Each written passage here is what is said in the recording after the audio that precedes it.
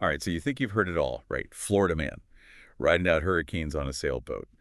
But this is different. This deep dive, it takes us into the story of Joseph Malinowski, the internet's Lieutenant Dan. And let me tell you, the reality. It's way more complicated than any viral video out there. You hit the nail on the head with that one. It's incredible how, in this day and age, with social media especially, we latch onto a simple narrative. But Malinowski's story, it just goes to show how surface level impressions, well, they can be deceiving. We're diving into the choices of a man facing not one, but two major hurricanes back to back. And it reveals, well, a pattern of behavior that's hard to ignore. Yeah, and we're not just talking about some casual, I'll ride this one out kind of thing. Yeah. Hurricane Milton, the one everyone, their mother's been talking about, Category 3 monster, Oh, absolutely. made landfall near Siesta Key, mandatory evacuations all over. I mean, we are talking potential for serious devastation. Yeah, and it's really important, I think, for us to kind of underline, really understand the severity of what he was defying, right? Hurricane Milton, this wasn't a little bit of wind and rain. Forecasters, they were predicting a life-threatening storm surge, I mean, potentially 10 to 15 feet in some areas. So this wasn't just about staying put. This was about, like, deliberately putting himself in harm's way. Right, Hey, exactly. yeah. And like, if one hurricane wasn't enough, just a few weeks before Milton, you had Hurricane Helene bearing down on Tampa Bay. Right. And again, Malinowski's refusing to evacuate, choosing to stay in a sailboat in the face of danger. And that, I think, is where we start to see this pattern of behavior, right? This concerning behavior that ultimately leads to where he is now, right? This wasn't just a one-time lapse in judgment. This was a calculated defiance, a disregard, not only for his own safety, but for potentially the safety of those who would have to rescue him. Yeah, no, absolutely. And, is that defiance that first, like, grabbed everyone's attention online. It was almost like people couldn't believe that someone would, like, willingly stare down a hurricane. Absolutely, and that's where this whole Lieutenant Dan thing comes in. People, they drew this parallel to the character from Forrest Gump, another amputee who faces these incredible odds at sea, right? But unlike Lieutenant Dan, where his experience was transformative, Malinowski's choices, they seem to have led him down a more troubled path. And it's important to be clear here. This isn't just about a guy on a boat. Okay, this is about real consequences. This is about a lost friendship, financial troubles, and even a run-in with the law. It's a story that makes you really wonder about like this allure of viral fame and the responsibility that comes with it. Exactly. This goes beyond, the Florida Man headline, right? This is about what happens when personal choices collide with public safety and how quickly a narrative, right, can shift from amusement to something much more concerning. Yeah. Okay, so we've got a Category 3 hurricane, we've got a defiant Lieutenant Dan, and a whole lot of questions. But what I think is really striking is that in the middle of all these viral videos and all this internet hype, there were voices of concern, right? Like trying to cut through all the noise and shed light on a more complicated reality. You're talking about his daughter, Ashley Ann, right? Her perspective, it adds this whole other layer to it, a complexity that I think a lot of people missed. Exactly. She wasn't buying the whole hero thing. She was worried. And as we get deeper into this, you'll see why those concerns, they were completely valid. Yeah, Ashley Ann's perspective here, it's really crucial. She wasn't captivated by this whole Lieutenant Dan persona. She saw her father, and she saw, well, a man with a past making choices that really, really alarmed her. She was vocal, very vocal about her concerns, especially on social media, right, where her father's story was gaining all this traction. So it's like, well, everyone online is like celebrating this supposed bravery. His own daughter's there waving these red flags. Yeah. What was she most worried about? Did she think the attention was going to like go to his head or something? It was even more than that, you see. Ashley Ann, she knew about her father's past, right?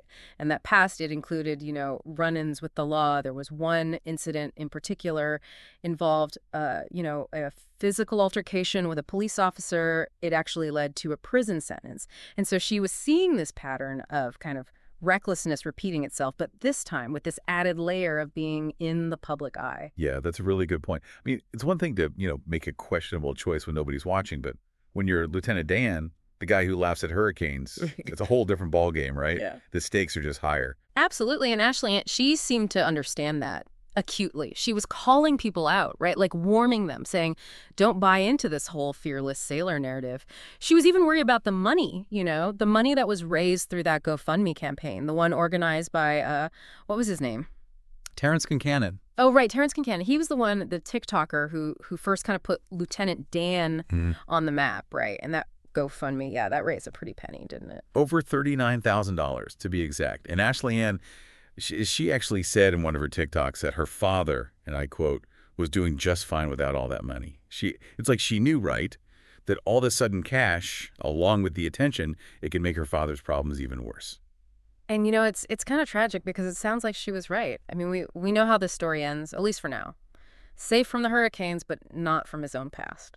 And it's those past decisions, that history, I think that's really the key to understanding why things spiraled the way they did. You can't really separate, his choices during those hurricanes from his behavior before all of this. So you're saying it's all connected, like there's a bigger picture here beyond just, this guy on a boat in a hurricane. There's a pattern, right? This disregard for the rules, for consequences, and it goes back years, you see.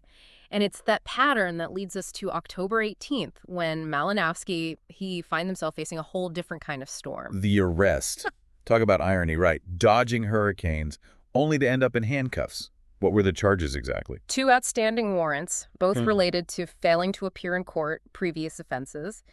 And if that wasn't enough, a trespassing charge related to his beloved sailboat, no less. Yeah, hold on, trespassing. On his own boat? How's that even possible? Turns out, our intrepid sailor, he wasn't exactly following the rules at the marina.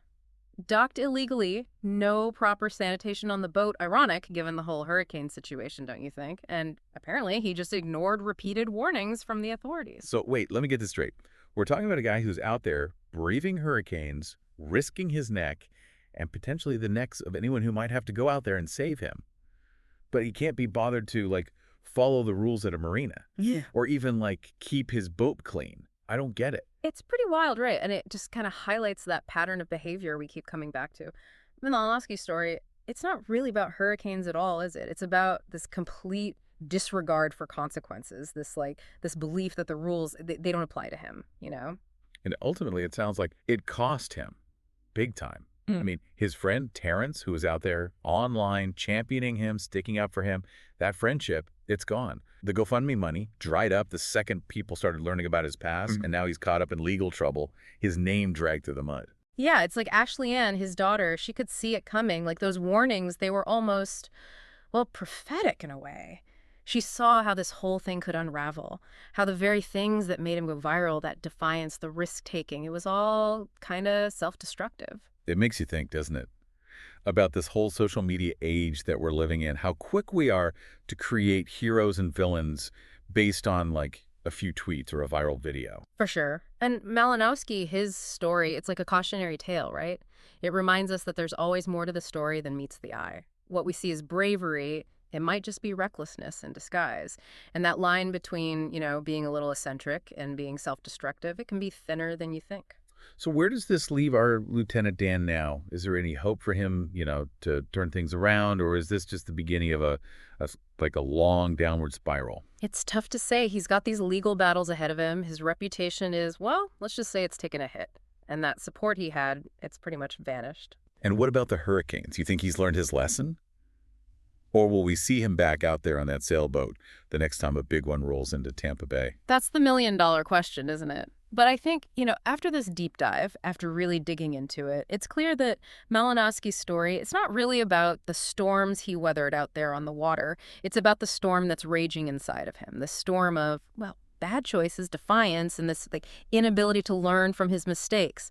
Man, that's heavy stuff. And it's a good reminder for all of us that sometimes the most interesting stories, the ones that really grab you, they're often the ones with the biggest lessons, even if those lessons are tough to swallow. So we've talked about the defiance, the consequences, the toll it took, this whole Lieutenant Dan saga. And as for what happens next, well, I guess we'll have to wait and see. One thing's for sure, though, this isn't just some wacky Florida man story you forget about 5 minutes later. It's about a real person making real choices with real consequences. It's a reminder that, in the end, reality is always a lot more complicated, a lot messier than any viral video could ever capture.